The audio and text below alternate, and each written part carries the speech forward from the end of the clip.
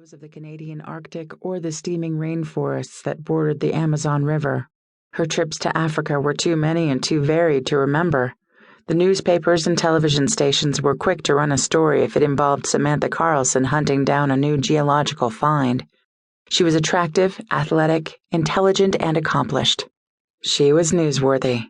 Her love-hate relationship with the media had started 3 years ago when she had discovered a new anticline loaded with oil in northern Texas. The skeptics insisted that the area had been exploited and a large find was impossible. She had responded by throwing the algorithm for her computer program on the table and letting it go public. The program, she contended, was the crux of her discovery. It allowed the previously unnoted bulge to be seen through geophysics. She recommended they punch an 8,000-foot hole in the ground, and they did. The anomaly gave way to 3 million barrels of light Texas crude. $2 million to drill the well, and almost $200 million in return. The bonus they had lavished on her had paid for half the penthouse in which she now stood. She winced as she thought about where the other half had come from. Her parents' estate. It was almost 2 years to the day since their plane had crashed into the sea just after liftoff from Casablanca. They had been en route to London to meet her and spend a week traveling through Europe. The news had devastated her. Her mother and father had been young, in their early 50s, and in excellent health. She'd never entertained the thought that they wouldn't be there, and the void their deaths left was still unfulfilled. Her mind relived the memorial service, and once the all-too-familiar tape played through, she let it go. She'd tried to stop the images for the first year, but her subconscious was too strong. The sight of the two coffins, side by side, being lowered into the ground was indelibly etched into her mind. She watched as the 2 handfuls of dirt left her hand and splayed across the tops of the coffins as they sat beneath ground level. Empty caskets, lined with a few trinkets and pictures of her with her parents, their bodies never found. She closed her eyes and the picture stopped. Samantha opened her eyes, feeling the wet tears, and blinked away the moisture. The park was blurry for a few moments, then it came back into focus. She turned away and re-entered the apartment.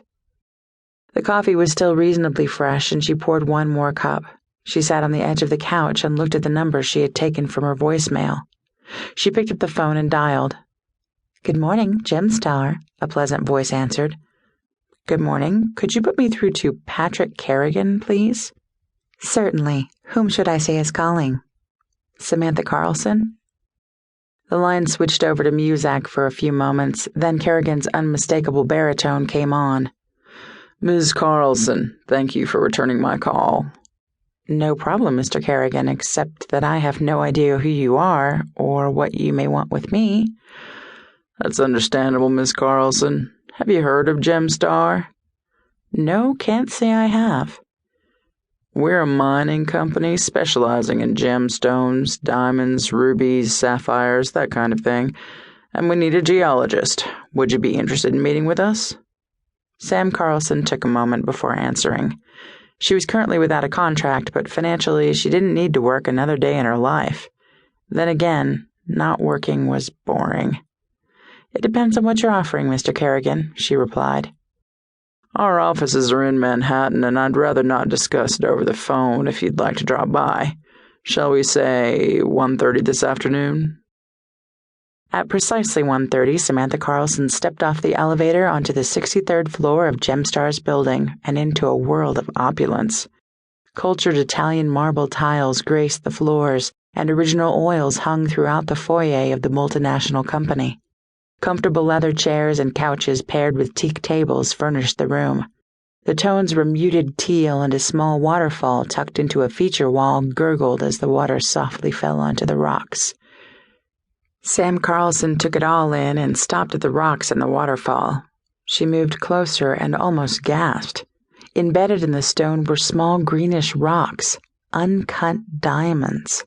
She bent over, admiring the naturalness of the display. A voice drifted over to her from behind, and she turned to face the speaker. It was a man in his early 50s and of obvious wealth. His hair was well-groomed and dark, with a slight graying about the temples. She wondered if the gray was natural or dyed for the effect. His suit was Armani, his tie silk, but it was the charismatic air about the man that told the uneducated